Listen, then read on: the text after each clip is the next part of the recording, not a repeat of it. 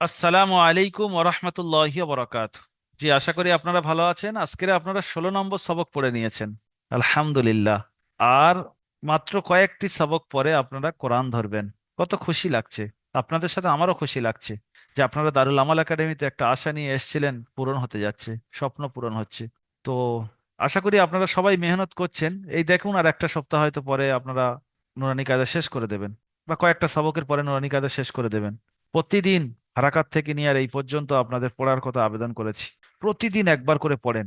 যত কষ্ট হয় হোক, আরেকটু মেহনত করে নেন। এই তো কদিন পরে আপনার স্বপ্ন পূরণ হবে।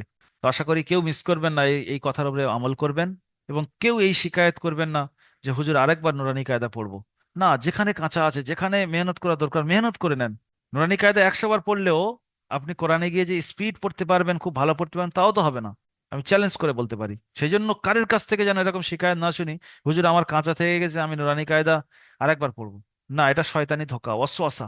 মেহনত করেন, নুরানি কায়দাটা সুন্দরভাবে পড়ে নেন, কোরআনে চলে যান। হ্যাঁ, যেখানে কাঁচা থাকবে কোরআনের সঙ্গে সঙ্গে আবার তো নুরানি কায়দা থাকবে, সবসময় তো কায়দাটা থাকবে। কিন্তু অনেকের আছে শয়তান ধোঁকা দিয়ে, নুরানি ধোঁকা দিয়ে কোরআনে যেতে দেয় না। সেজন্য এখন থেকে আপনাদের বলে দিচ্ছি, মেহনতটা শুরু করে দেন। যে জায়গায় কাঁচা আছে, সাপোর্ট অ্যাডমিন থেকে হেল্প নেন, হেল্পলাইন থেকে হেল্প নেন। হুম, আমিও আপনাদের সঙ্গে রয়েছি। কেন আপনি পিছিয়ে থাকবেন? দারুল আমাল একাডেমিতে এসছেন, একটু মেহনত করে কোরআনটা শিখে নেন। চলুন সবক নম্বর 16-তে আমরা যাই। আপনারা আজকের পড়েছেন ইকলাব। ইকলাব কি বলেন তো? ইকলাব মানে হলো পরিবর্তন। পরিবর্তনটা কি? যে তানবিন বা নুন সাকিনের পরে যদি বা এসে যায়, তাহলে ওই তানবিন আর নুনটা থাকে না। তানবিন আর নুন সাকিন থাকে না, ওখানে মিম দ্বারা পড়তে হয়। উদাহরণে গেলে তবে বুঝতে পারবেন জিনিসটা। এখানে নুন সাকিন এসছে, তারপরে বা চলে এসছে। এখানে তানবিন এসছে, তারপরে বা চলে এসছে। এই তানবিন বা নুন সাকিনের পরে যদি বা আসে, তখন এই নুনটা কেটে যাবে, গিয়ে একটা মিম এসে যাবে। যেমন এই এসছে, যেমন এই এসছে। তাহলে বুঝতে পারলেন, তানবিন ও নুন সাকিনের পরে যদি বা আসে, তাহলে ওই নুন বা তানবিন কে মিমের দ্বারা পরিবর্তন করে একালিপ পরিমাণ গুণনা করতে হয়। এখানে গুণনাও হয় একালিপ।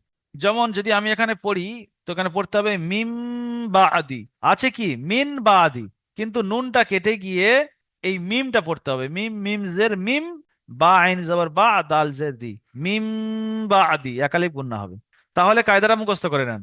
তানবিন বা নুন সাকিনের পরে যদি বা আসে, তাহলে তানবিন ও নুন সাকিনকে মিমের দ্বারা পরিবর্তন করে একালিপ পরিমাণ গণনা করে পড়তে হবে। এই হলো ইকলাব। তো ইকলাব মানে বুঝলেন, যে ইকলাব মানে পরিবর্তন, চেঞ্জ। চেঞ্জ সিস্টেমটা আপনি বুঝতে পারলেন। সবক নাম্বার 16-তে যে ইকলাব আছে, এটাই হলো ইকলাব। এটাই হলো পরিবর্তন, যে তানবিন ও নুন সাকিনের পরে বা এসছে, তো মিমের দ্বারা পরিবর্তন করে একালিপ গণনা করে পড়তে হবে। এখন অনুশীলনে আপনি পড়ে নেন, খুব সহজ সবক। মিম বা আদি, ইজরাটা মুখস্থ করে নেন। নুন সাকিনের পরে বা এসেছে, তাই নুনকে মিমের দ্বারা পরিবর্তন করে একালি পরিমাণ গণনা করে পড়তে হবে। পড়তে হয় নয়, পড়তে হবে। ইজরা সংজ্ঞা হলো কি? আম। ইজরাটা কি? এই জায়গায় কি হবে সেটা। তাহলে নুন সাকিনের পরে আরেকবার বলে নেন, নুন সাকিনের পরে বা এসেছে, তাই নুনকে মিমের দ্বারা পরিবর্তন করে একালি পরিমাণ গণনা করে পড়তে হবে।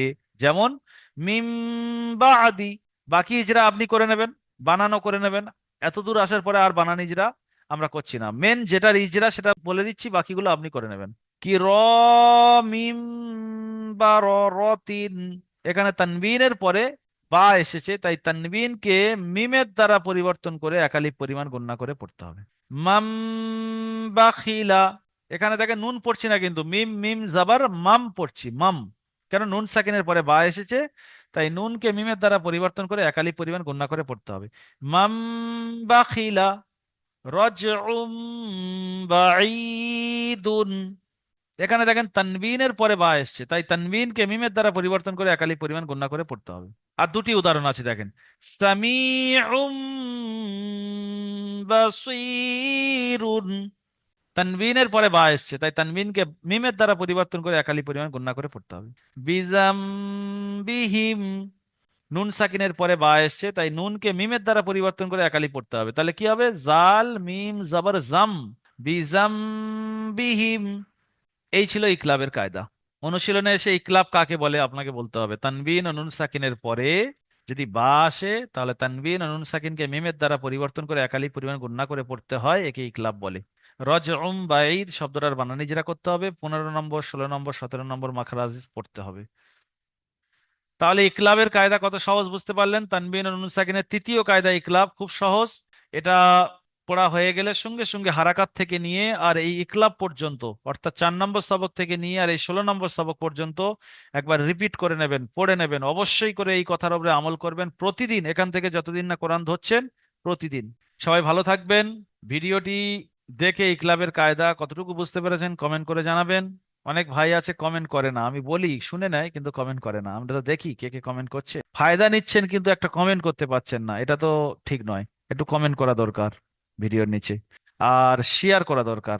আপনি শিখছেন, অপরকে শেখার সুযোগ করে দেন।